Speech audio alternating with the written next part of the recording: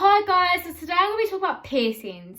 Now I only have 7 and 4 of them are my first and second hole, but I do get asked about my piercings quite a lot, and also obviously I've got my tongue done, so a lot of people ask me questions about that because a lot of people somehow get the idea of it's going to be really painful, but I can tell you now that is my least painful piercing.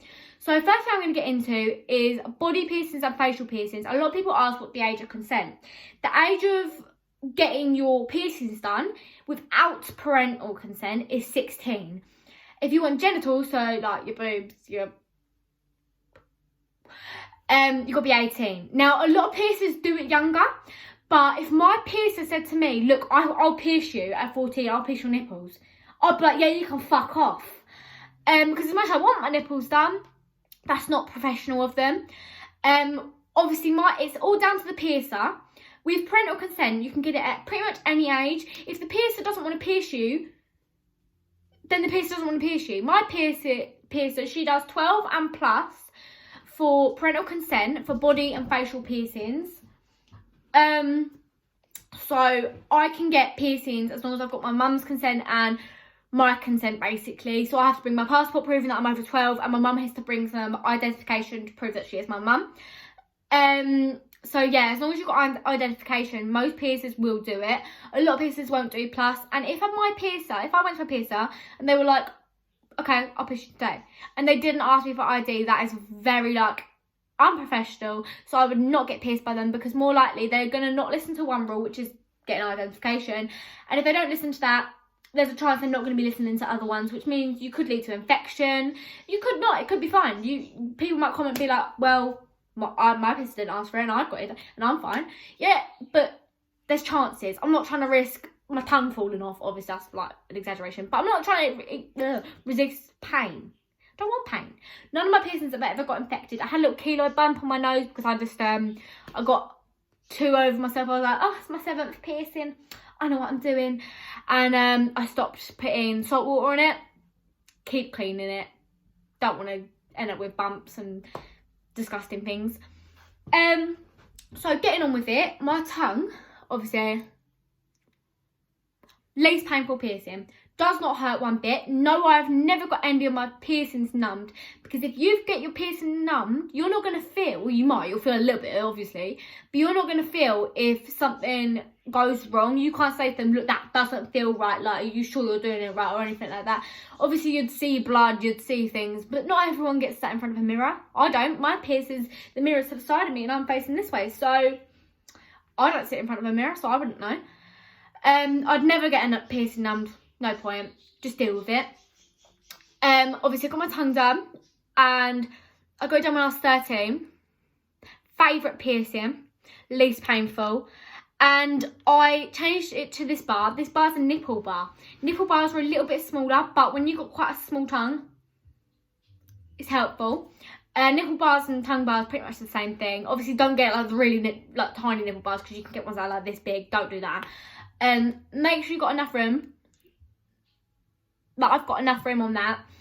I didn't change this for like over a month because I wanted it fully healed. I'd never take a piercing out until it was ready, because if I was to have caught it, it could have swelled up again, and then I'd be stuck with like my piercing. It could have ripped, anything like that. Always make sure that they check your veins first, because I've got a very veiny tongue now. I wanted on there and there. Obviously can't, got too many veins. If you notice that it's on this bit and you're struggling to open your mouth, go straight to your piercer. Go straight to another piercer if you want, and see if it's done wrong. Sometimes it does happen. If they don't clamp it, that's a big issue, obviously. Make sure it's clamped. And yeah, other than that, there's nothing I can really tell you. The aftercare is really, really easy. All you've got to do is, what I did is I bought 2 new toothbrushes. I brought a brand new toothbrush for my teeth. And then I got another one because I brushed around my tongue. Now, a lot of people can't brush their tongue, but just try and make sure you brush like around the piercing. That's what I did. I'm very like funny, because I don't like things in my skin. I know I've got quite a few piercings. Well, I've got a couple of piercings. So you might be thinking like, what? Why? I just don't like it. So if something got infected in my skin, I would feel very creeped out and I would be very put off. So I'm very I don't know the word for it, but like I will keep up with the cleaning, because I don't like things being infected, dirty, hate it. So obviously keep up with everything you're doing. I gargled salt water and I used non-alcohol mouthwash. I didn't smoke for a week and a half because I got it when I smoked. I didn't smoke for a week and a half. I tried to stay away from that. And I didn't drink for a while either, because if you drink, it could affect it, and it's just not worth risking it. A lot of people do. Not people don't bother, but it's just not worth risking it, especially if you're not like a casual smoker. If you're a smoker that just like, they just smoke when they're with their mates, don't. Just stay away from it. You just got your tongue pierced, just leave it. Like, I know that happens a lot, so that's it. I do have other piercings. Everyone always says, do you have other piercing bars? I don't have many bars. I do have loads and loads of piercing balls, but bar you don't really need to change as long as you keep it clean. Obviously, like sometimes if you take it out, like pour some either salt water on it or something like that, let it sit. I've never taken my tongue piercing out for very long. I always make sure that if I'm out and my ball does fall off and I can't find it, I'll just take my belly ball out, off, clean it off, and then put it on my tongue, because I'd rather my belly have to get have to shove it through and basically re-pierce it, like re-pierce the hole, then my tongue, because obviously you don't know what you're doing with your tongue. You can't see it properly. You see it through a mirror. Belly, you just bend down, do it. So it's the easiest thing. Never really got much of an issue with it. I've got a lot of piercing balls, however I do like to stick to these ones, a little bit bigger. I like the bigger ones that just metal, because I swallowed a lot of the other ones. When the bar doesn't come with the ball, often they don't always go on the bar properly. That's only sometimes. It's only happened to me once, and I had to use someone's belly ball. Someone else's. I know it's not very nice, but had to, because I didn't have a proper one in that day. I had a belly ring. So, but yeah, I will show you some of the balls that I have. I have a couple of acrylic ones, but the acrylic is coming off of them, so I don't really use the acrylic ones now. Like this was a bright pink one, and now look at it. So acrylic, I won't really recommend it. You can get a couple off eBay. They are really good acrylic, but Claire's accessories are rubbish for acrylic balls. They're just disgusting. So moving on from my tongue, I will then go to the second most painful, which is my belly. I'll show you it now. I don't know if it's going to focus. I have a Playboy one in, which was my mum's. It was quite, it comes in a little box and everything. It's quite cute. That was only second most painful, because it was my first like body piercing. It did hurt quite a bit, I can't lie. It was just a clamp. I didn't feel the needle at all, and I'm scared of needles, and I didn't even feel it. But I did not feel it. First bar that I got put in was this one. I think it might be a bit dirty, so please just ignore it. Because I haven't worn it since having it pierced. It's a bit like dirty, but I got that. And obviously, if you can tell, it's a little bit longer. My belly's quite prone to getting infected a lot, because it's not really one that you look at much or play with much, unless that's like the only person you got. But I don't really like focus on it much. Sometimes I just forget about cleaning it, and I like to still keep like salt water on it sometimes, just to make it nice. Obviously that bar's obviously, I'm going to face them backwards. You can tell that bar's a lot shorter than this one. This one is obviously, I had like a little key dangling off it. It fell off. But I also got this one. Someone bought it for me once for my birthday. It's nice. But yeah, I have quite a few belly bars. I threw a lot of them out, because belly bars do often get caught, like on jeans, tops, things like that. They're not, that one's like kind of nice for if you're wearing a bikini or in the summer. It's got a little butterfly. You get belly bars in Claire's accessories. I'm not my mum is allergic to normal silver, so she has to either get gold or like titanium. And titanium was for her tragus. She couldn't have it unless it was titanium. And gold is usually for everything else, like earrings, belly bars, things like that. So that does often happen. So if you've noticed that it's starting to get really affected by it, just obviously take it out. Just take it out. I know it's obviously really sad, like if your piercing is starting to get infected and you really wanted it. But obviously, what would you rather? There's another one there, look. This one's like the worst one. When you get belly bars that, oh, my nails are so dirty, they look like that, they get caught a lot, and I mean a lot. Sometimes that's more painful than actually catching a tongue piercing. Tongue piercing doesn't hurt when you catch it at all.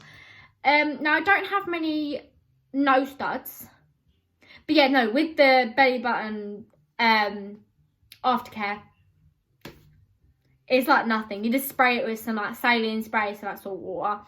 Wipe it round sometimes. Don't take it out until it is ready.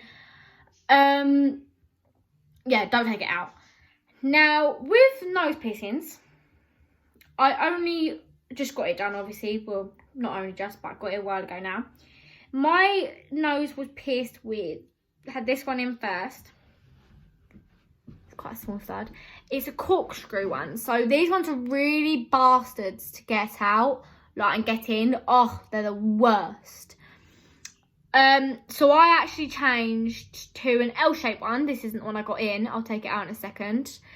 I'll take all my piercings out in a second and show you how to do it. I got this one too. My mum's friend had to give me this because I didn't actually have a piercing because I couldn't get my corkscrew one back in. That's just an L shape. This is the best one to get. This one was actually a dead straight one, but I bent it into an L shape because dead straight ones do just poke you on the other side of the nose and then they fall out all the time. It's just easiest to get an L shape. Recommend it 100%. So obviously going back to the tongue as well, my tongue piercing healed within 2 days and I was eating within 2 days and I was talking straight away, so don't worry about that either. Like, it doesn't affect your speech. People say, oh, you're gonna be like, have a lisp forever. I don't have a lisp, so, well, I don't think I do.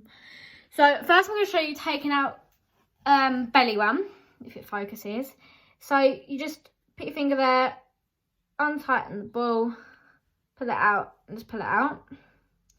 And then next I'll take my nose out. You just put your finger there and unhook it. Just basically just pin it around. Obviously, you can tell that I bent it quite a bit because I didn't want it falling out. Tongue is like the easiest thing.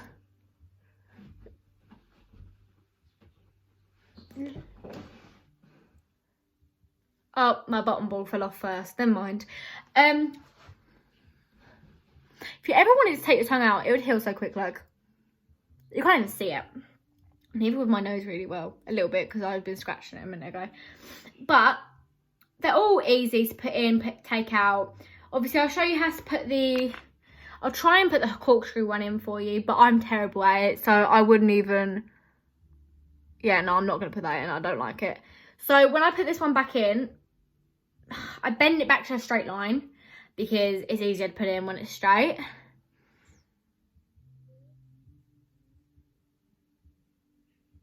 And then it pokes me on the other side of the nose, so that kind of hurts. Come on. Ah, it's poking me. Bend. There we go. Then you bend it a little bit. Find the... Ah, don't poke me, please, please, please. It's the most painful thing when it pokes you on the other side of my nose. Ah. Right, we're going to have to bend it a little bit because that's poking me and I don't like it. I've got a really sensitive nose, like a seriously sensitive nose. Like, when I got my nose pierced, there's this new thing that they do. They put like a pole up your nose instead of clamping it. There we go. They put a pole up your nose instead of clamping it. And then just shove the needle through. I couldn't have it. I could not have it. I was like, you're going to have to clamp it. Because I don't like, I've got such a sensitive nose. I get nosebleeds like so easy. My nose is really quite thin. And from the side it's quite big, but like it's really quite thin. I've got quite a thin nose, so I can't really fit things up my nose. So yeah, I don't recommend that pole thing. That's what made my nose piercing painful. It's my most painful piercing out of all of them, because they put that pole up my nose and then it was sensitive, and then like when it actually happened it hurt more because I was just panicking about the pole. With my ears, I only really have my Chanel earrings and obviously my big earrings. That's all I've really got, and obviously them. I don't really put my first ones in much. Then put the tongue in. So with the tongue, it's a very easy piercing. Obviously, a lot of people don't like watching piercings, so I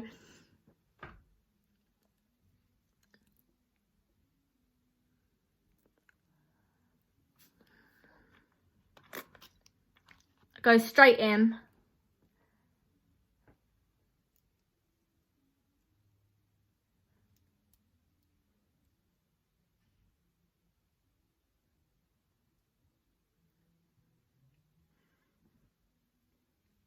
you don't swallow it as much as people say. I have swallowed quite a few. That was just because I went for a stage, obviously. I don't know if everyone knows.